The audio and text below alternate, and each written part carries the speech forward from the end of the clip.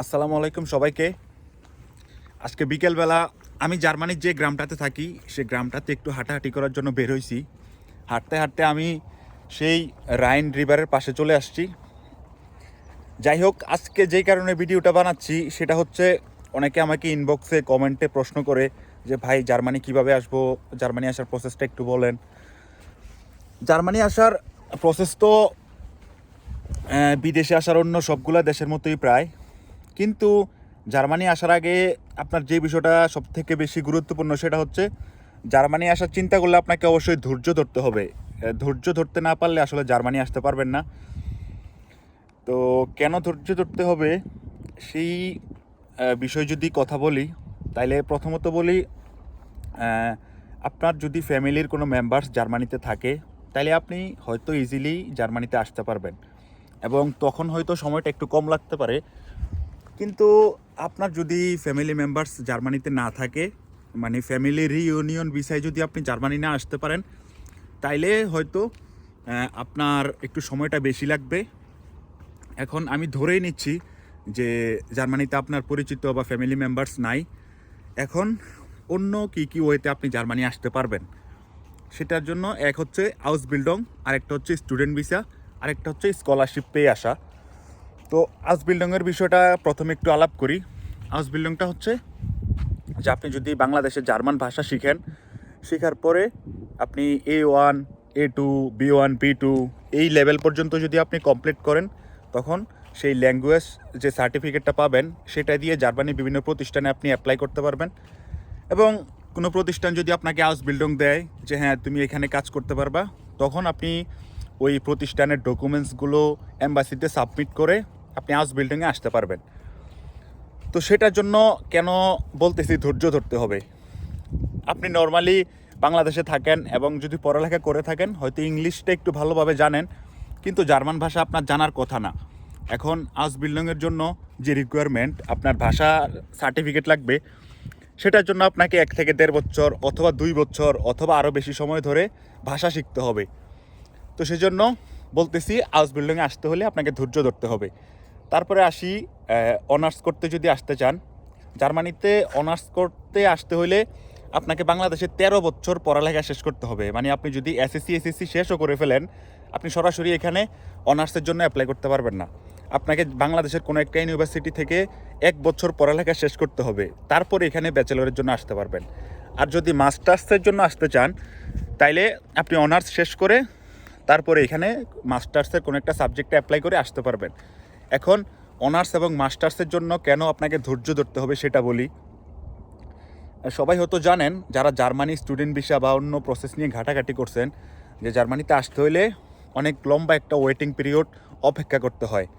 এখন German embassy যে প্রতিনিধি, উনি মার্চ মাসে একটা বিষয় সবাইকে জানাইছে যে জার্মানির যে বাংলাদেশের এম্বাসি আছে ওইখানে প্রায় 2025-এর মার্চের মধ্যে 81,000 স্টুডেন্ট অ্যাপয়েন্টমেন্ট নিয়ে রাখছে।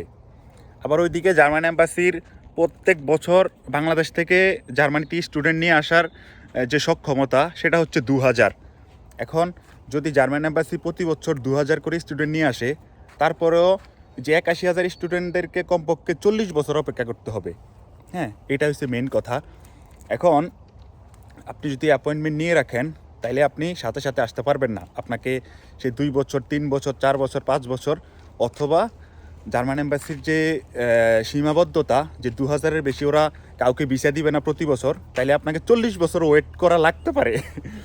এটা আসলে একটু ফানি শোনায়, কিন্তু আমার কাছে মনে হয় 40 বছর হয়তো লাগবে না। হ্যাঁ, অবশ্যই ওরা একটু কমায় ফেলবে। ওরা অলরেডি ওদের যে অ্যাপয়েন্টমেন্ট নেওয়ার সিস্টেম, সেটা আগের সিস্টেমটা অফ করে দিছে। তো এখন আপনি যদি ব্যাচেলরের জন্য আসতে চান অথবা মাস্টার্সের জন্য আসতে চান, আপনাকে একটা অ্যাপয়েন্টমেন্ট নিতে হবে, এবং আগের অ্যাপয়েন্টমেন্ট নেওয়ার সিস্টেমটা এখন বন্ধ। এই যে 81,000 স্টুডেন্ট এখন ওয়েটিং পিরিয়ডে আছে, ওদের যখন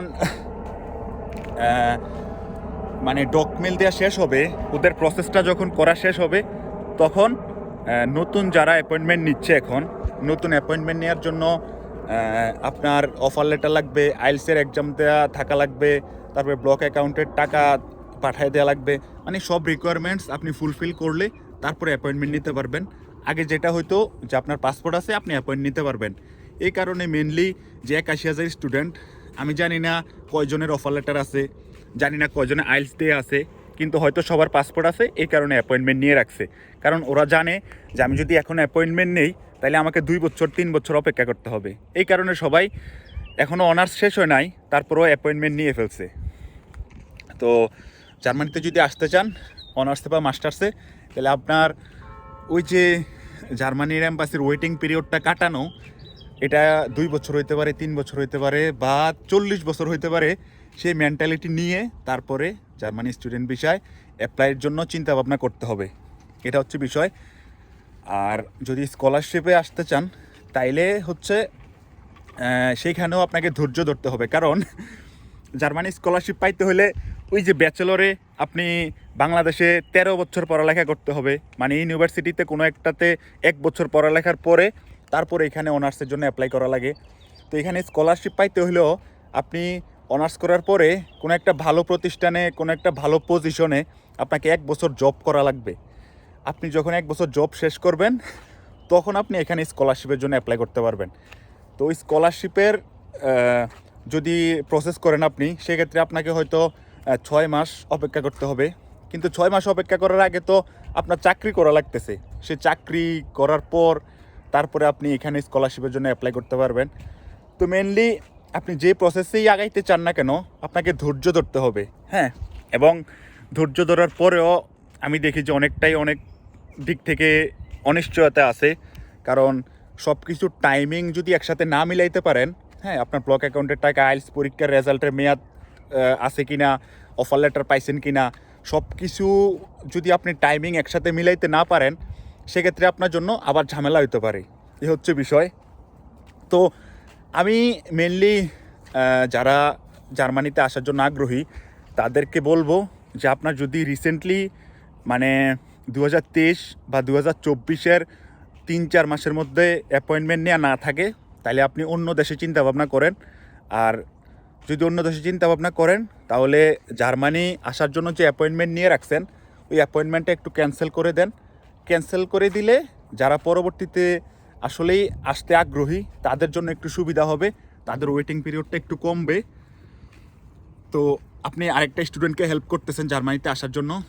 তো অনেকে যেটা করে যে অন্য দেশে চলে যাচ্ছে তারপরেও অ্যাপয়েন্টমেন্ট ক্যান্সেল করে না, এটা অনেক খারাপ। আবার কেউ বলতেছে যে 50%-এর উপরে ডকুমেন্ট পাওয়ার পর কোনো রেসপন্সই করে না এম্বাসিকে।